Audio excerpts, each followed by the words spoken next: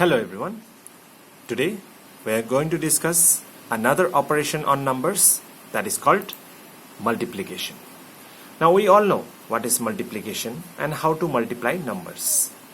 But still let us have a quick look over the term called multiplication.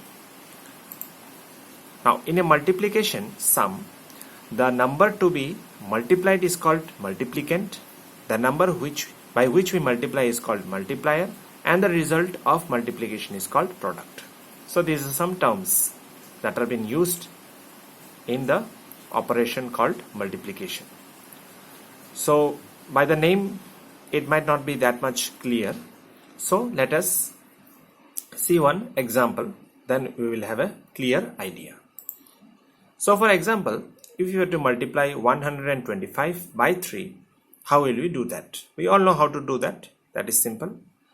But can we identify which is the multiplicand, which is the multiplier, and which is the product? So let us see.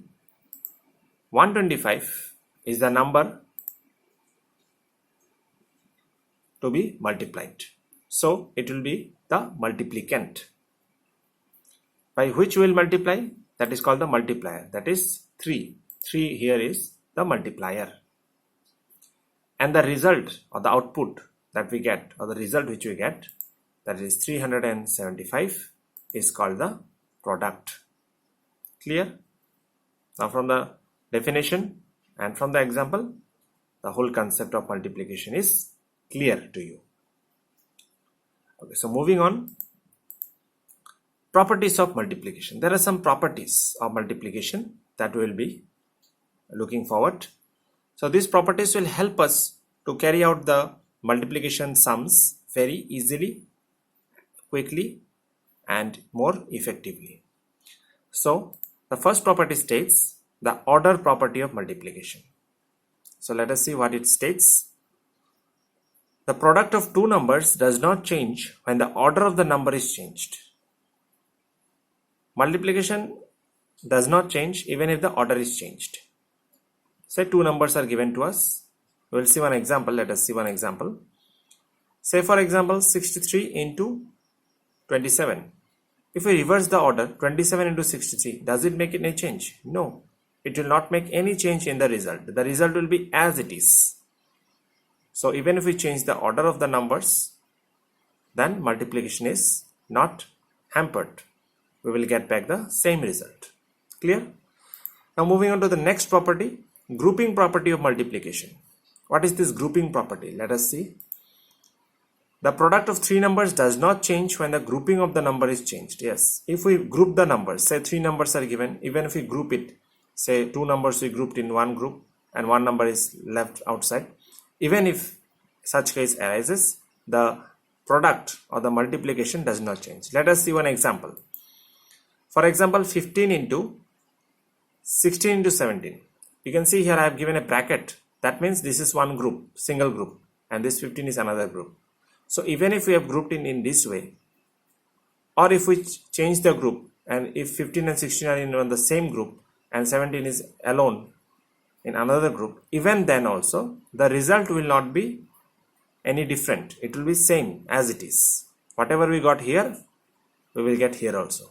So the result will be as it is. No change in that. Clear? Now, third property, distributive property of multiplication over addition. Now look here, there are two terms here used, multiplication and addition. So see carefully. There is the distributive property. You have to distribute it. Distribute means to give. Okay, we all know what is the meaning of distribute. So we will distribute multiplication over addition. Let us see one example. It will be clear to us.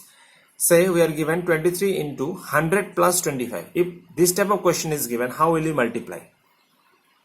Will we multiply 100 plus 25, then it is 125, then into 23? No, this is not the method. We will use here the distributive property. According to the distributive property, if such type of sum is given, then we will first multiply this into this, then plus this into this. Clear?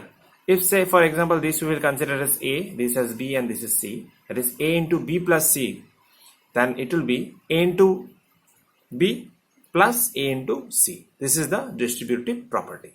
So you can see here 23 into 100 we have done first, then plus 23 into 25. Clear? So this multiplication is very simple. It will be 2300 and this will be 575. Then we can add it and get our result. Clear? This distributive property helps in finding out the multiplication of larger numbers very easily. Now moving on to the other properties. Property number 4, multiplicative property of 1. This is very important also, and this is very easy also, you can say.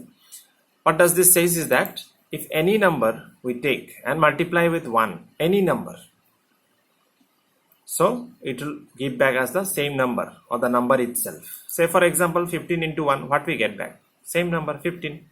So this is the multiplicative property of 1. Now next is the multiplicative property of 0. By the name you understood already that any number if you multiply by 0, what we will get? 0, obviously. So example is also very obvious. 15 into 0, 0. Whatever number it is, if we multiply with 0, we get 0. If we multiply with 1, we get back that same number. Clear? So these are the properties of multiplication. Now moving on. Multiplication by 10, 100 and 1000. If you have to multiply any number by 10, 100 or 1000, how can we do that? Let us see. If you have to multiply by a number by 10, then the rule says that to multiply a given number by 10, we have to insert just one 0 on the right hand side of that number, and that is the result of that given number. Say for example 27 into 10, what we have done? Nothing. 27 we have written as it is and placed a 0 on the right hand side. Simple, if you have to multiply with 10. Now next, multiplication by 100. Here the rule says if you have to multiply a given number by 100, then what we have to do? We have to just insert two zeros. Same method like this. Just we have to insert, here we have inserted one 0 on the right hand side. Now we will insert two zeros. So you can see 27, same example I have kept, 27 into 100. 27 as it is we have kept, we have given two zeros, added two zeros because here there are two zeros. Clear? And 1000, now already you know the answer. So rule is also very simple. If you have to multiply a given number by 1000, just we have to insert three zeros, because in 1000 how many zeros are there? There are three zeros. So one example is given here. Same example, 27 into 1000, how much we get? 27,000. So what we have done? Nothing. 27 is as it is, and three zeros we have added on the right hand side. That's it. Clear? Now multiplication of a number by a multiple of 10, 100 and 1000. Now multiple is something different. Multiple is not exactly 10, 100 and 1000. It may be 20. 20 is a multiple of 10. Suppose 300. It is a multiple of 100. Clear? Suppose 5000. 5000 is a multiple of 1000. Okay. Multiple means if you have to multiply a number, any number by this 10, 100 or 1000, the result that we get back is a multiple. So we'll be seeing an example, then it will be very clear. So these are some of the products we have to find. How can we do that? Directly, yes, we can multiply. But if we have to break it down into a multiple of 10, 100 or 1000, then how can we do that? Let us see. First example, 580 into 20. What we have done here is that, sorry, here there is some, okay, we have corrected it. There was some little bit of error. So 580 into 20 if we do, how can we do that?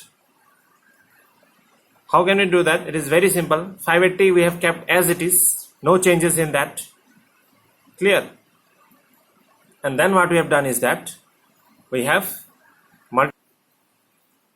so what we have to do is that after multiplying, it is very easy. 580 if you multiply with 2, we have broken down this 20 as a multiple of 10. So you can see here 2 into 10, same thing.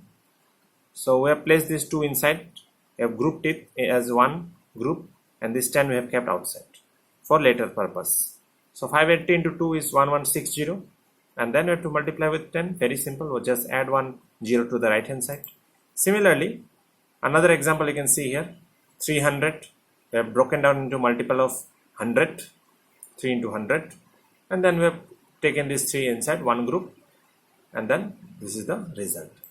Similarly, the third example you can also see here. Same thing, 4000 is given here. So we have broken down it to a multiple of 1000.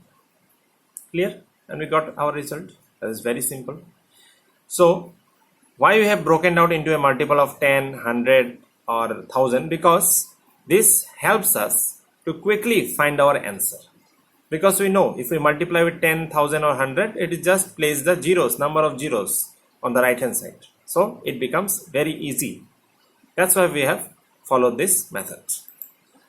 Now one last example we will discuss here is that here also we will do grouping, but here it will not be done in the form of tens as a multiple of 10, 100 or 1000, but we will use some different method here. Say for example 4 into 237 into 25. If we'll do it in the same old fashioned method, then it will take time.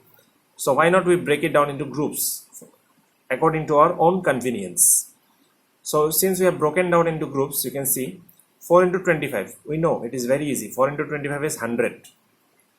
So we have grouped 4 into 25 as one group, and 237 we have kept it aside. So 100 into 237 very easy now.